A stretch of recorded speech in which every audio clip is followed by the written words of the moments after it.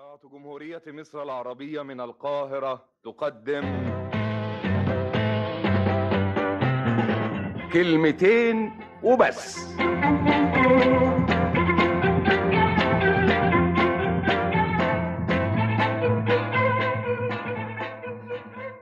في ناس فاهمة إن التلامذة هم اللي بيمتحنوا بس. الفكرة دي مش صحيحة.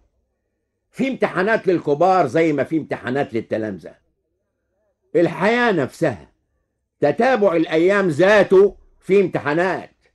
ربنا بيمتحن الناس بحاجات كتيرة، بيمتحنهم بالغنى والفقر. تلاقي في الدنيا واحد غني بس يمد ايده ويمسك حاجة ان شاء الله تكون تراب، تلاقي التراب يتحول لذهب. الناس بتسميه محظوظ، وهو بيفتكر نفسه شاطر، بيفتكر ان ذكائه وشطارته هم اللي جابوا له الفلوس. تلاقي في الدنيا واحد تاني فقير بيشتغل على قد ما بيقدر واكتر ما بيقدر، بيشتغل لما بيبقى هيموت من التعب، يجري يمين ويروح شمال وبرضه فقير. الغني قوي ده ربنا بيمتحنه بالغنى، الفقير قوي ده ربنا بيمتحنه بالفقر. الامتحان هنا مش سؤال واحد بس، لا، اكتر من سؤال. ربنا بيشوف الغني هيشكر على النعمة ولا لا، ويشوف الفقير هيصبر على المحنة ولا لا. مش بس كده، امتحان الغني عادة اصعب من امتحان الفقير. ازاي؟ اقول لك ازاي. ربنا بيشوف الغني ده شاكر ولا مش شاكر، محسن ولا مش محسن، بيدي الفقير ولا ما بيديهوش. يعني الفقير مطلوب منه الصبر، الغني مطلوب منه الشكر والعطاء. مطلوب منه حاجتين مش حاجة واحدة. في ناس بيتهيأ لها ان الثراء والغنى واليسر بيجوا من شطارة الانسان وعلمه. قارون كان فاهم كده. قارون كان من اغنياء الارض الكبار قوي، يمكن محدش حصله في ثروته. كانت ثروة قارون محطوطة في قصور وغرف وخزاين.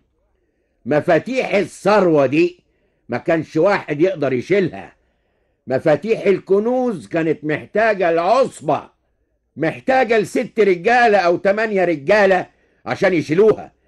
إذا كانت دي مفاتيح ثروته، تبقى ثروته قد إيه؟ قارون كان فاهم إنه عمل الثروة دي بعلمه، بذكائه، بشطارته. افتكر نفسه ونسي ربنا. ربنا خسف بيه وبكنوزه الأرض. قارون خد 0 في الامتحان. خد 0 ليه؟ لأنه نسب الثروة لعلمه مش لكرم ربنا، ولأنه ما كانش بيطلع منها حقوق الفقراء والمساكين. الفقراء ليهم حقوق عند الأغنياء، حقوق ربنا اللي رتبها وربنا اللي أمر بيها. ده امتحان الأغنياء. ربنا بيمتحن الناس بالصحة والمرض، يشوف هيشكروا وهيصبروا ولا لا.